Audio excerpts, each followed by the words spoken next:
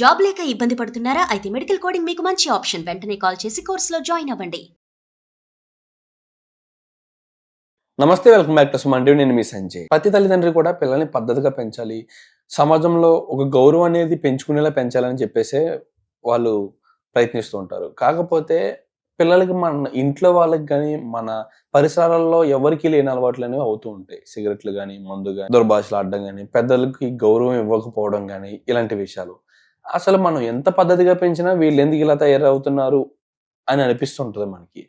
అసలు ఎక్కడ problem create అవుతుంది, అసలు ఎక్కడ తప్పు జరుగుతుంది, అసలు వీళ్ళు ఇలా తయారవకుండా ఉండాలంటే ఏం చేయాలి? ఇలాంటి ప్రశ్నలన్నిటికీ పరిష్కారం చెప్పడానికి మన ముందున్నారు మైండ్ఫుల్నెస్ మరియు హ్యాపీనెస్ కోచ్ డాక్టర్ అనూహ్య గారు. మరి మ్యామ్తో మాట్లాడి వీటికి సొల్యూషన్ ఏంటో తెలుసుకుందాం. నమస్తే మ్యామ్. నమస్తే. మ్యామ్, చూశారు కదా, పిల్లల్ని ఎంతో పద్ధతిగా పెంచాలి, వాళ్ళని ఎంతో ఉన్నత స్థాయికి తీసుకెళ్లాలని ప్రతి తల్లిదండ్రులు అనుకుంటారు. అవును. అండ్ వాళ్ళకి మంచి చిన్నప్పటి నుంచి మంచి పనులు చెప్పి మంచి మాటలు చెప్పి పెంచుతూ ఉంటారు. కానీ వాళ్ళు చూసుకుంటే రకరకాల అలవాట్లనేవి చేసుకుంటూ ఉంటారు. అసలు ఇంటిలో ఎవరికి ఉండవు, తల్లిదండ్రులకు ఉండవు, అత్తమామలకు ఉండవు, లేకపోతే బాబాయ్కి, పిన్నికి, నాన్నకి, తాతయ్యకి, ఇలా ఇంట్లో ఎవరికి లేని అలవాట్లు అనేవి వాళ్ళకి అవుతూ ఉంటాయి. అసలు ఎలా వచ్చింది వీడికి అలవాటు అన్న పరిస్థితులు క్రియేట్ అవుతూ ఉంటాయి. అసలు వీళ్ళు ఎలా, తల్లిదండ్రులు ఎంత మంచి చెప్తున్నా పిల్లలు ఎందుకు ఇలా తయారవుతున్నారు అంటారు? అసలు ఎక్కడ ఫాల్ట్ జరుగుతుంది అంటారు? అసలు ఇట్లా జరగడానికి కారణం ఏంటి అంటే పియర్ ప్రెషర్.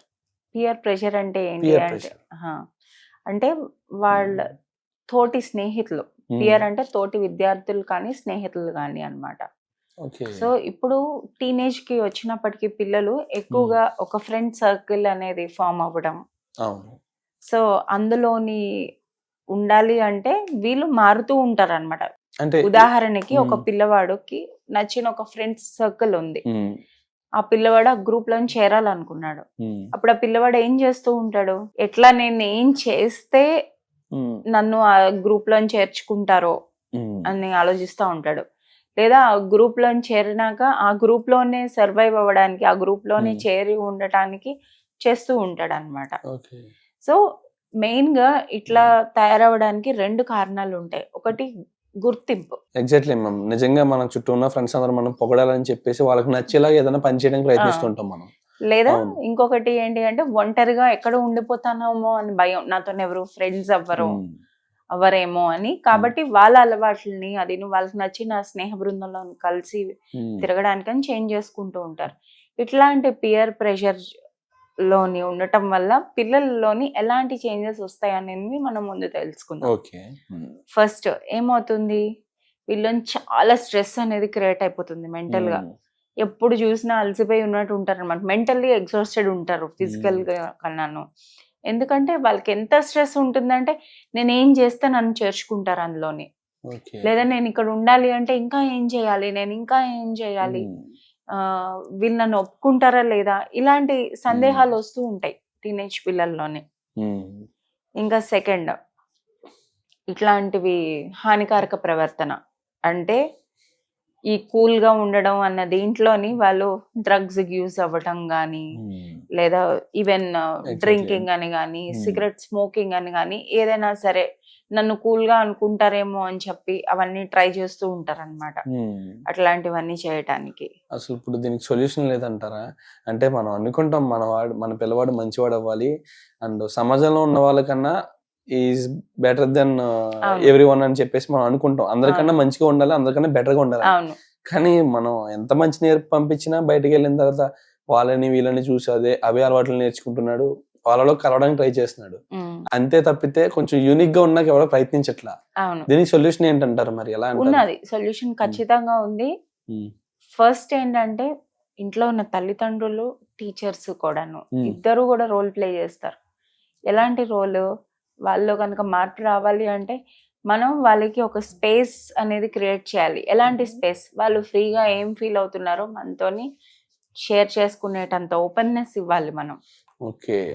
ఆ సేఫ్ ఎన్విరాన్మెంట్ అనేది క్రియేట్ చేయాలి. సో అలా షేర్ చేసుకోవటం వల్ల కదా మనకి తెలుస్తూ ఉంటుంది ఏమవుతుంది పిల్లల జీవితంలో, వాళ్ళ ఆలోచనలు ఎలా ఉన్నాయి, వాళ్ళ మనోభావాలు ఎలా ఉన్నాయి అనేవి తెలుసుకోగలం. సెకండ్ ఏంటి అంటే ఓపెన్ కమ్యూనికేషన్ ఉండాలి. తల్లిదండ్రులు చాలా ప్రేమగా కూర్చొని ఇది తప్పు ఇది రైట్ ప్రేమతో ఓపికగా వాళ్ళకి పిల్లడికి నచ్చి చెప్పడం కానీ. ఓకే.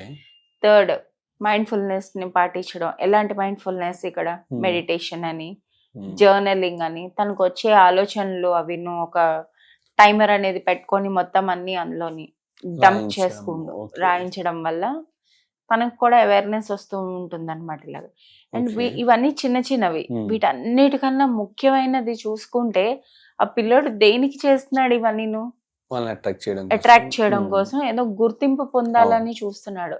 సో మనం యాజ్ ఎ పేరెంట్స్ మనం ఏం చేయాలి అంటే, ప్రతి మనిషికి కొన్ని యూనిక్ క్వాలిటీస్ అన్ని ఉంటాయి కదా, Hmm. వాళ్ళ స్ట్రెంగ్స్ అనుకోండి. Yes.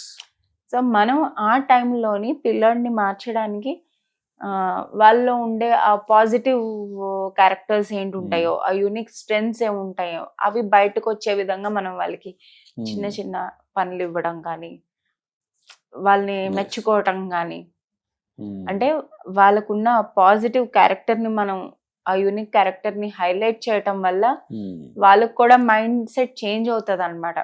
Okay. ఓహో, నాలో ఇన్ని మంచి క్వాలిటీస్ ఉన్నాయా Hmm. అది అని చెప్పి. సో ఆ మైండ్ సెట్ చేంజ్ అనేది రావటం వల్ల స్లోగా వాళ్ళలోని Hmm. మార్పు అనేది వస్తూ ఉంటుంది. అవసరమైతే వెనకడుగు అనేది వేయకుండా నువ్వు కౌన్సిలింగ్ సెంటర్స్ తీసుకొని వెళ్ళడం, నచ్చ చెప్పడం, Okay.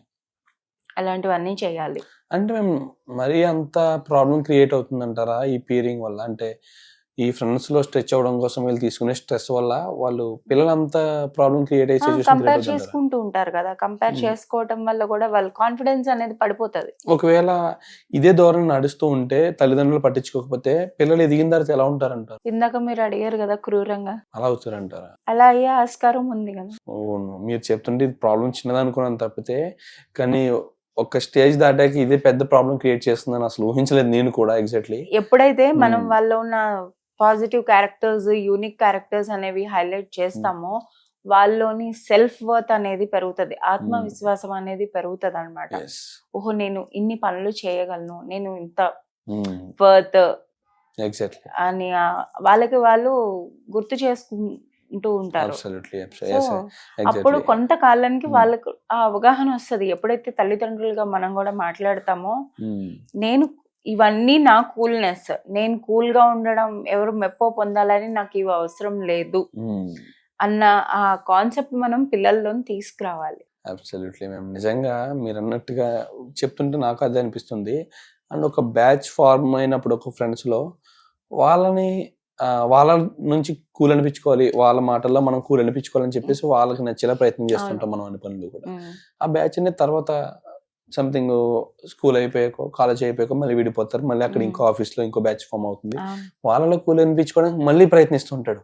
ఎగ్జాక్ట్లీ అక్కడ యూనిక్నెస్ అనేది మీరు అంటే కోల్పోతున్నాడు మనిషి. అందుకనే మనం ఏం చేయాలి ఇక్కడ, మనం ఎప్పుడు కూడాను పిల్లలు ఎలాంటి వాళ్ళతో కలిసి తిరగాలి అంటే, సాధారణంగా తల్లిదండ్రులుగా ఏం చేస్తూ ఉంటాం అంటే, పిల్లల ముందు వాడొద్దు, వాడు మంచోడు కాదు, నువ్వు వాడితో కలిసి తిరగద్దు, ఇట్లా చెప్తూ ఉంటాం. మనం ఇట్లా చెప్పే కొద్దీ వాడికి వాళ్ళతోనే తిరగాలని ఉంటది.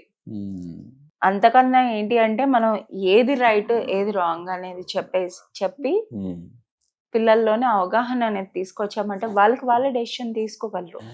ఎప్పుడైతే ఇది సరైనది కాదు అని చెప్తా వాళ్ళకి అవగాహన వస్తుందో, వాళ్ళు స్లోగా డిస్టెన్స్ అనేది మెయింటైన్ చేయడం కానీ కట్ చేయడం కానీ చేస్తారు. ఎగ్జాక్ట్లీ మేము మన పిల్లలకి చెప్పేటప్పుడు కూడా అది రాంగ్ అని చెప్తే వాడు అక్కడ ఆగడండి నిజంగా. ఎందుకంటే అది ఎందుకు రాంగ్ కూడా అప్పుడు ఏమవుతుందంటే, అంటే అదే మళ్ళీ coming back to the roots, foundation, మన విలువలు అవి అన్ని చిన్నతనం నుంచి ఇచ్చామనుకోండి పిల్లల్లోని.